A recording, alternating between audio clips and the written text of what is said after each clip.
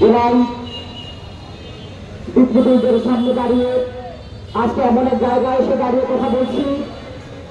মাত্র 1 বছর আগে যে জায়গাটিতে আমাদের প্রান্তীয় শহীদ আলী রায়হান ভাই শাহাদাত বরণ করেছে,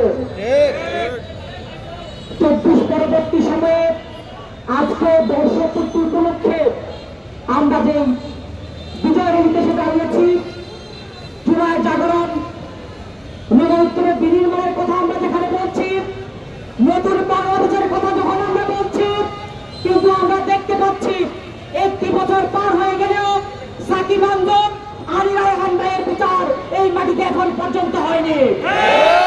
তিনবাতানের বিচারের নতুন আমরা এখন দেখতে পাচ্ছি না। আমরা শুনতে পাচ্ছি সাকিব আন্দোলন আলী রায়হান ভাইয়ের খুলনা এখন প্রকাশ্যে ঘুরে বেড়াচ্ছে, কিন্তু আমরা তো 1 বছর পার করেছি, আমরা তো 1 বছর ধারণ করেছি। আমরা কি এই জন্য রক্ত দিয়েছিলাম?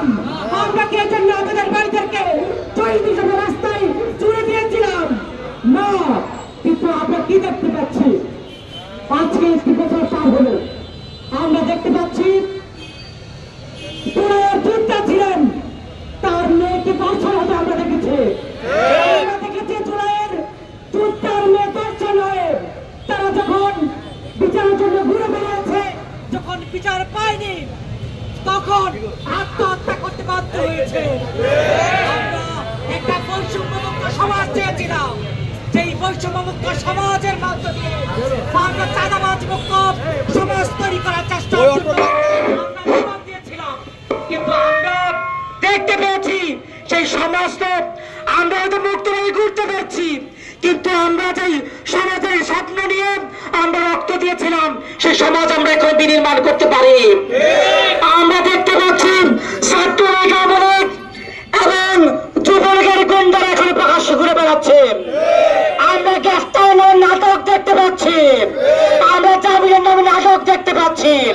গ্রেফতার হয়ে কোর্টে যাচ্ছে, আবার তার জামিন পেয়ে প্রকাশ্যে ঘুরে বেড়াচ্ছে। কিন্তু আমরা দেখতে পাচ্ছি রাষ্ট্রীয়ভাবে যে সকল দপ্তরগুলো আছে সেখানে স্বৈরাচারের প্রত্যারা এখনো রয়ে গিয়েছে। আমরা তো রক্ত দিয়ে একটা বিপ্লবী সরকার গঠন করেছিলাম, আমরা তো অভ্যুত্থান নিয়েছিলাম, কিন্তু সেই অভ্যুত্থানের পরবর্তী যে সরকার গঠন হলো তারা বিপ্লবী সরকার হতে পারে নাই। তাদের কারণে এখনো রাষ্ট্রের যন্ত্রাংশগুলো স্বৈরাচার মুক্ত হতে পারে নাই।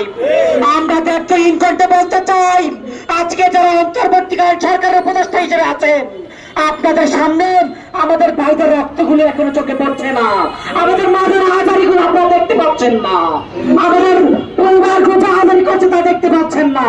আমরা দায়িত্বহীন করতে বলতে চাই, যদি অতি দ্রুত যারা খুনি স্বৈরাচার ছিল তাদেরকে যদি সরকারি যত প্রতিষ্ঠান আছে সব প্রতিষ্ঠান থেকে অতি দ্রুত সময়ে গ্রেফতার না করা হয়, আর একটি চুনার প্রস্তুতি ছাত্র শিবির ছাত্র জনতাকে নিয়ে প্রস্তুত করবেন ইনশাআল্লাহ। ছাত্র জনতা ভাই এবং বোনেরা আমরা দেখতে পাচ্ছি আজকে জুলাই সনদ তারা দিবেন।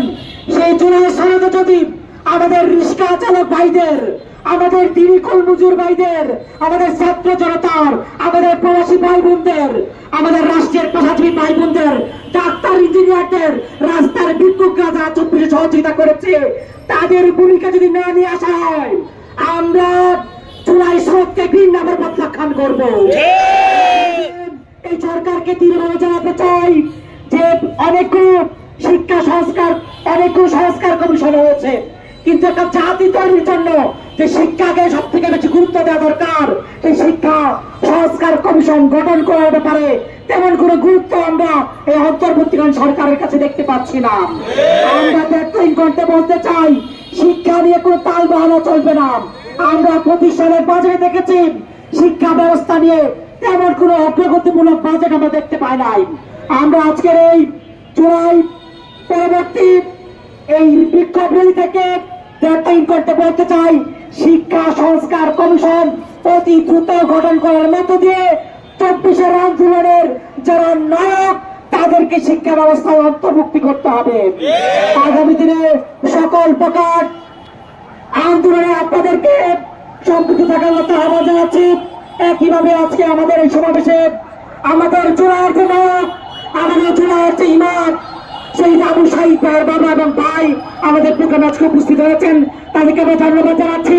আজকে আমাদের এই রেলির কারণে পথচারী, রিক্সা চালক যারা কষ্ট পেয়েছেন তাদেরকে আমরা ক্ষমা প্রার্থনা করছি। আশা করছি আপনারা ক্ষমা সুন্দর দৃষ্টিতে দেখবেন।